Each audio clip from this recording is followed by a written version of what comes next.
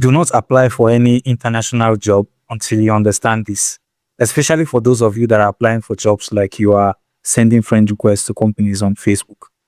Now, the problem with applying for jobs the regular way is that you apply for jobs just like everybody else. So you just see an application, you click on the apply button, you upload your CV, and then you upload your cover letter. And after uploading your cover letter, you move on to the next one and you do the same thing over and over again. And then you begin to wonder, you've applied for so many jobs and then you're not getting any call back. Why is that happening? So in this particular video, I'm going to share with you my story of how I landed my first international client in 2023. And I'm also going to share with you how in 2025, I was given an opportunity to become a hiring manager, and I reviewed over 3,000 applications on different job posting platforms that we used. So stay with me in this video and let's have fun.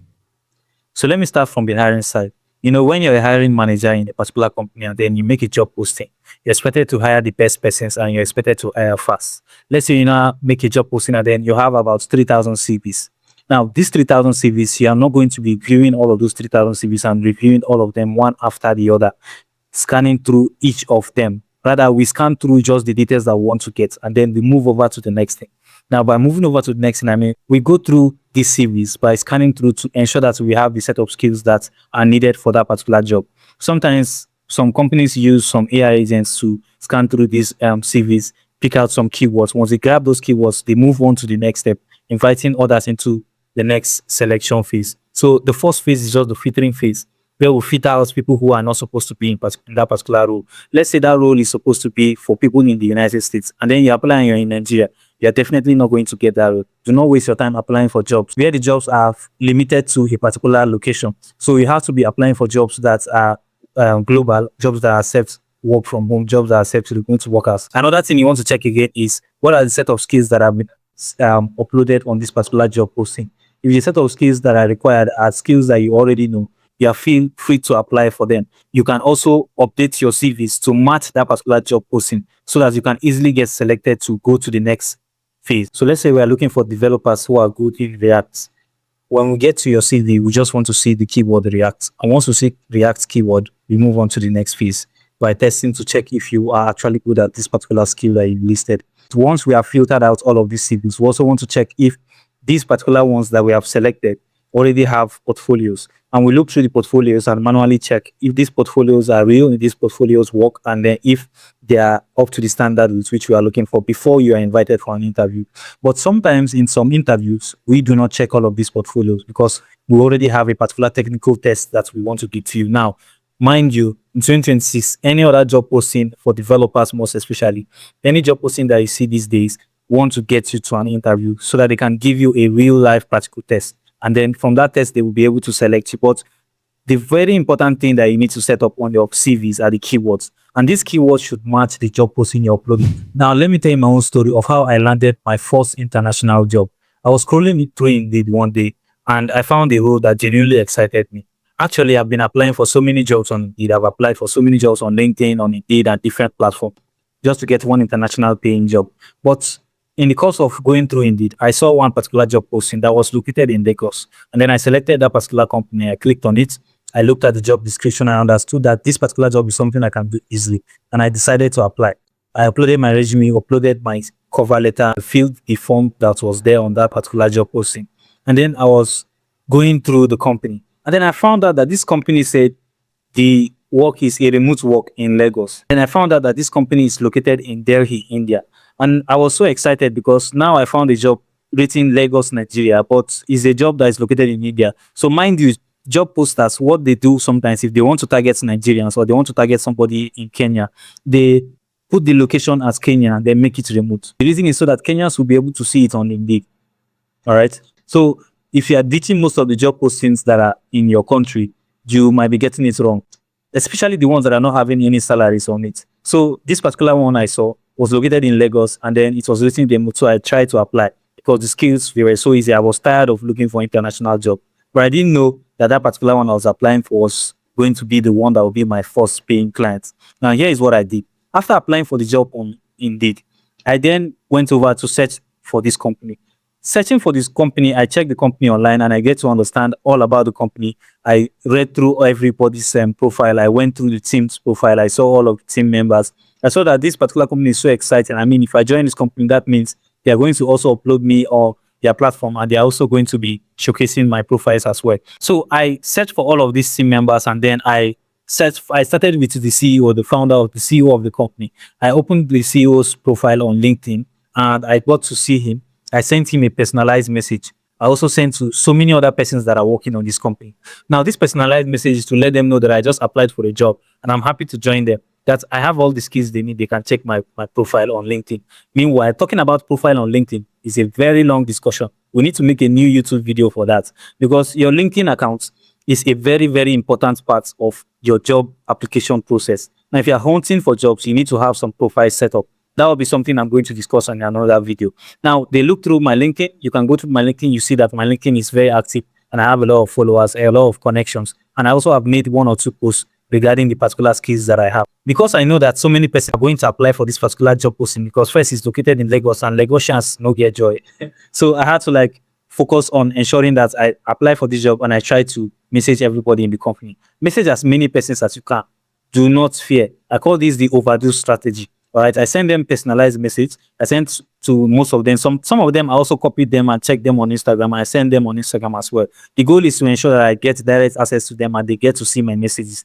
Probably one of them might help me out. You never can tell. And yes, of course, I was opportune that one of the managers in the company spread my message. The CEO did not read my message. The hiring team members did not read my message. Other developers in the company didn't see my message. But one of the managers saw my message, responded to me, even though that he observed that I finished the test. I was actually selected for the test. I got an email that I've been selected to move on with the next phase, which is the interview phase, the technical assessment phase. So in this technical assessment phase, I said, yes, now I've been able to bypass this stage, the first stage. So I can move on to the technical assessment phase. And then when I got to the technical assessment, my laptop started lagging, started giving me some issues.